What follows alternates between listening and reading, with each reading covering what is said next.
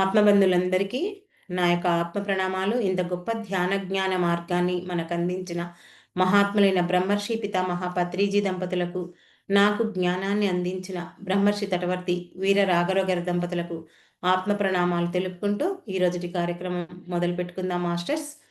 మరి ఈరోజు మనం తెలుసుకునే టాపిక్ ఏంటంటే మనోధైర్యము, ఆత్మస్థైర్యం. అంటే మనోధైర్యం అంటే మనసుకు సంబంధించింది. ఆత్మస్థైర్యము అంటే ఇది ఆత్మకు సంబంధించింది. మరి ఇక్కడ మనోధైర్యం కంటే ఆత్మస్థైర్యము గొప్పది, అంతే కదా. మనోధైర్యం కంటే ఆత్మస్థైర్యము గొప్పది. ఈ మనసు మరి ఎలా తయారవుతుందంటే మనం తీసుకునే ఆహారాన్ని బట్టి, మన తల్లిదండ్రుల పెంపకాన్ని బట్టి, మన సమాజాన్ని, మన చుట్టూ ఉన్న సమాజాన్ని బట్టి, పరిసరాలను బట్టి ఈ మనసు తయారవుతుంది. ఆ తయారైన దాన్ని బట్టే మనము ప్రవర్తిస్తుంటాం, అంతే కదా. మన మనసు ఎలా ఉంటే మనం అలా ప్రవర్తిస్తాం.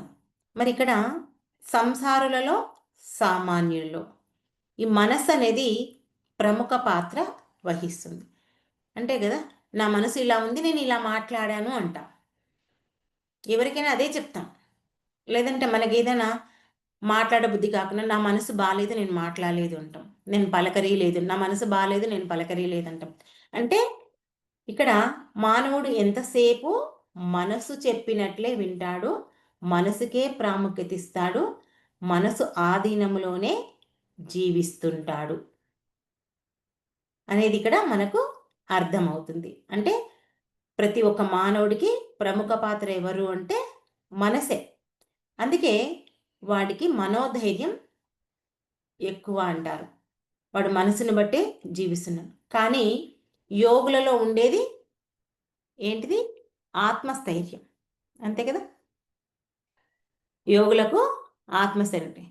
చూడండి, ఎవరైనా ఏదైనా ఒక పని చేయడానికి భయపడినా, వెనకంజు వేసిన, సంశయించిన, వెనక్కి తగ్గిన, ఏది చేసినా వాడు చాలా పిరికివాడు, వాడికి మనోధైర్యం లేదు అని అంటాం.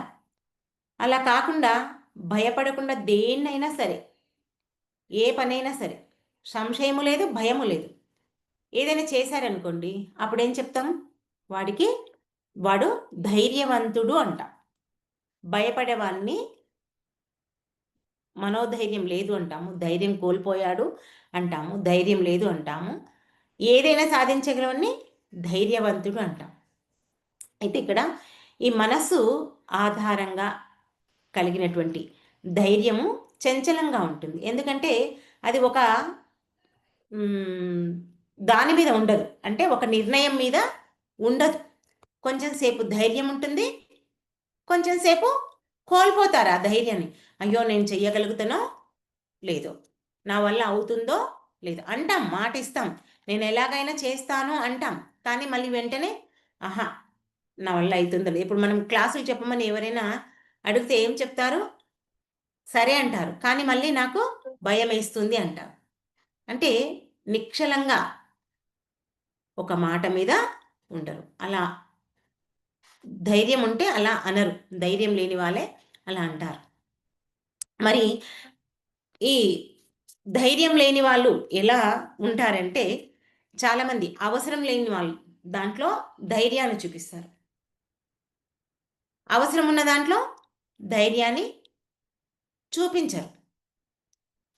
ఇలా కొంతమంది ఉంటారు. నిజంగా చూడండి, ఈ మనోధైర్యం కలవారు ఎలా ఉండాలి అంటే, మనోధైర్యం ఎలా తెచ్చుకోవాలి, దేంట్లన్నా వాళ్ళు అనుకున్న పనిలో వెనక పడితే ఎలా తెచ్చుకోవాలి అంటే, ఉదాహరణకు ఒక విద్యార్థి పరీక్ష రాశాడు, రాసినప్పుడు ఫెయిల్ అయ్యాడు. ఫెయిల్ అయినప్పుడు వాడు నేను ఫెయిల్ అయ్యాను అని కుంగిపోకుండా, నేను నెక్స్ట్ రాసినప్పుడు ఎలాగైనా సరే కరెక్ట్గా రాసి కష్టపడి చదివి ఆ పరీక్షలో పాస్ అవుతాను అనే మనోధైర్యం ఒక విద్యార్థికి ఉండాలి.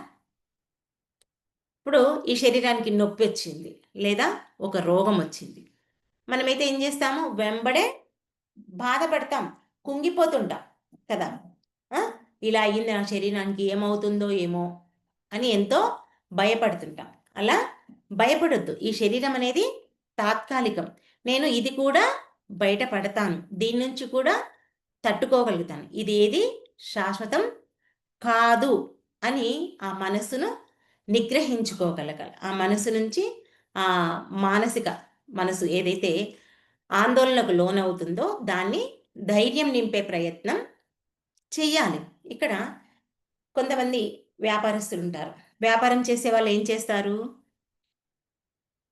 వాళ్ళ జీవితం, వాళ్ళ వ్యాపారం వాళ్ళు చేస్తుంటారు. అనుకోని సందర్భాల్లో ఒకవేళ నష్టం వచ్చింది అనుకోండి, అప్పుడు కుంగిపోకూడదు. ఏం చేయాలి? ఆ మనోధైర్యాన్ని కూడా తెచ్చుకొని తను కొత్త ఆలోచనతో ఆ వ్యాపారాన్ని చెయ్యాలి. అంతేకాని కుంగిపోకూడదు. మనకేదైనా ఒక ప్రమాదం వచ్చింది. ఆ ప్రమాదం వచ్చినప్పుడు మనం అయ్యో అయ్యో వచ్చిందని బాధపడద్దు. ఆ ప్రమాదంలో నుంచి బయటపడాలి, ఎలా బయటపడాలి అనే ఆలోచన కోసం మన మనస్సుకు పని పెట్టాలి. అంతే కదా. ఈ మనస్సు మంచిగా ఉంటే దేన్నైనా సాధించగలుగుతుంది. కాబట్టి ఈ మనోధైర్యానికి మనం ఇలాంటి ఆలోచనలన్నీ పెట్టుకోవాలి. ఈ మనోధైర్యం అనేది బయటి పరిస్థితులు ఎదుర్కోవడానికి మనసు ఇచ్చేటువంటి బలం. ఇది లేకుంటే ఏం చేస్తాడు మానవుడు? చిన్న చిన్న సమస్యలకి ఎంతో కుంగిపోతాడు. అంతే కదా. మనోధైర్యం లేకుంటే ఏ చిన్న సమస్య వచ్చినా దాన్ని భూతద్దంలో పెట్టి చూస్తాడు. కాబట్టి ప్రతి ఒక్కరికి మనోధైర్యం అనేది ఉండాలి. మరి ఇక్కడ ఆత్మస్థైర్యము చూద్దాం. ఆత్మస్థైర్యం ఎట్లా అంటే, ఇప్పుడు ఎగ్జాంపుల్గా గాంధీ మహాత్ముని తీసుకుందాం మనం. గాంధీ మహాత్ముడు తను ఈ భారతదేశానికి స్వాతంత్రం తేవడానికి, హింసను ఆపడానికి ఎన్నో రకాల ప్రయత్నాలు చేసిండు. చేసే దాంట్లో ఎన్నో అవమానాలు పొందిండు. అయినా సరే ఆయన లోపల నిశ్చలంగా ఉన్నాడు. నేను ఎలాగైనా సాధిస్తాను అనే ఆత్మస్థైర్యం తనలో ఉంది ఒక గాంధీ మహాత్ముడికి. మరి ఒక రమణ మహర్షిని తీసుకుంటే అతడికి క్యాన్సర్ వచ్చి పురుగులు పట్టాయి ఆ క్యాన్సర్ పుండుకు. మరి భక్తులు అనుకోండి, శిష్యులు అనుకోండి, ఎవరైనా అనుకోండి, వాళ్ళంతా వచ్చి క్యాన్సర్ వచ్చిన దగ్గర ఉన్నటువంటి దాన్ని చికిత్స చేస్తామని ఎంతగా ప్రయత్నించినా వాళ్ళను ముట్టుకోనివ్వలేదు. ఏమన్నాడు రమణ మహర్షి అంటే, ఇది శరీరానికి వచ్చింది, నాకు రాలేదు, కాబట్టి దాని పని అది చెయ్యనియండి, మీరెవరు దీన్ని ముట్టుకోవద్దు అనే ఆత్మస్థైర్యంతో ఒక రమణ మహర్షి ఉన్నాడు. మరి ప్రహ్లాదుని తండ్రి ఎవరు? హిరణ్యకశిపుడు. మరి తండ్రి యొక్క నామాన్ని జపించమని, నన్నే కొలమని ఎన్నో రకాలుగా ఇబ్బంది పెడతాడు. మరి ప్రహ్లాదుడు ఏం చేశాడు? ఎవరు ఎన్ని చెప్పినా అసలు చనిపోవడానికి కూడా సిద్ధపడ్డాడు. తండ్రి పెట్టే ఇబ్బందులకు చనిపోవడానికి సిద్ధపడ్డాడు. కానీ నా తండ్రి ఆ నారాయణుడే తప్ప ఇంకెవరూ కాదు అనే ఆత్మస్థైర్యంతో ప్రహ్లాదుడు ఎదుర్కొన్నాడు. మరి అర్జునుడు యుద్ధభూమికి వెళ్ళిన తర్వాత ఏం చేశాడు? వాళ్ళందరినీ చూసి యుద్ధం చేయడానికి వెనకంజ వేశాడు. ఆ మనోధైర్యాన్ని కోల్పోయాడు. అప్పుడు శ్రీకృష్ణ పరమాత్ముడు ఏం చేశాడు? ఆ మనోధైర్యాన్ని పక్కకు పెట్టేసి ఏం చెప్పాడైనా, ఇక్కడ ఎవరు శరీరాలు కాదు, అందరూ ఆత్మలే. నీవు ఎవరిని చంపలేవు, నీవు చంపలేవు, నిన్నెవరూ చంపలేరు. ఇది శరీరం కాదు, ఆత్మ అని చెప్పి ఆ ఆత్మస్థైర్యాన్ని శ్రీకృష్ణ భగవానుడు అర్జునునికి నింపాడు. ఇలా మన జీవితంలో కూడా ఏ బాధ వచ్చినా, కష్టం వచ్చినా మనస్సులో నింపుకొని ఆ మనోధైర్యాన్ని కూడగట్టుకోవాలి. కానీ ఆ మనసు చెప్పినట్లు విని దాంట్లో పడిపోయి ఇంకా ఆ సమస్యలో కుంగిపోకూడదు. ఆత్మస్థైర్యంతో ఉండాలి. మరి ఇంకా కొంతమంది ఎలా ఉంటారంటే ఎ ఎదుటివారికి అంటే వాళ్ళపైన కోపం వచ్చిందనుకోండి, మనోధైర్యం లేదు, ఎలా పడితే వాళ్ళు అలా గొడవలకు వాళ్ళ మీద తిట్టడం స్టార్ట్ చేస్తారు. అంటే ఇక్కడ వాళ్ళకు మనోధైర్యం కాదు, ఆత్మస్థైర్యం కాదు. వాళ్ళు ఆవేశంతో చేసే పనులు అంతే. అంతకు తప్ప వాళ్ళకు అది ధైర్యం కాదు. కాబట్టి ఇక్కడ నిజమైన ధైర్యం ఉంటే ఎవరికి ఏ విషయానికి భయపడరు. ధైర్యం లేకనే ఏం చేస్తారు? ఆవేశంతో తిడుతుంటారు. అది ధైర్యం లేదు. మరి నిజమైన ధైర్యం ఉంటే ఏం చేస్తాడు ఒక మానవుడంటే, ఎదుటి వ్యక్తి కనుక తప్పు చేస్తే ఆ తప్పును తప్పు అని చెప్తాడు. మనం ఏం చేస్తాం? ఎదుటి వ్యక్తి తప్పు చేశాడనుకోండి, ఆ వ్యక్తి పక్కకు పోయిన తర్వాత ఇంకో వ్యక్తి దగ్గర వాళ్ళు పలానా వాళ్ళు ఇలా తప్పు చేసిండ్రు అని చెప్తాం. అవునా? ఎదుటి ముంగలు చెప్తామా? నిజమైన ధైర్యం ఉంటే నీవి తప్పు చేశావని నీవు ఎదుటంగానే చెప్పాలి. ఏమనుకుంటారోనని ఎప్పుడు ఆలోచించడు నిజమైన ధైర్యం ఉంటే. మరి ఇంకా స్వతంత్రంగా ఎవరైతే జీవిస్తాడో వాడే ధైర్యవంతుడు. ప్రతిదానికి భయపడుతున్నారనుకోండి, నాకు ఎవరో ఒకరు తోడు కావాలి, నాకు అది కావాలి, ఇది కావాలని ఉంటారు చూడండి, వాళ్ళు ధైర్యవంతులు కారు. మరి ఇంకా మన దగ్గరి వాళ్ళు ఎవరైనా చనిపోతారు. చనిపోవడం అనేది సహజమే కదా. ఈ శరీరాన్ని వదలడం సహజమే. వదిలిపోయినప్పుడు నాకు వారు దూరం అయ్యారని దుఃఖిస్తూ ఉండేవాడు ధైర్యవంతుడు కాదు.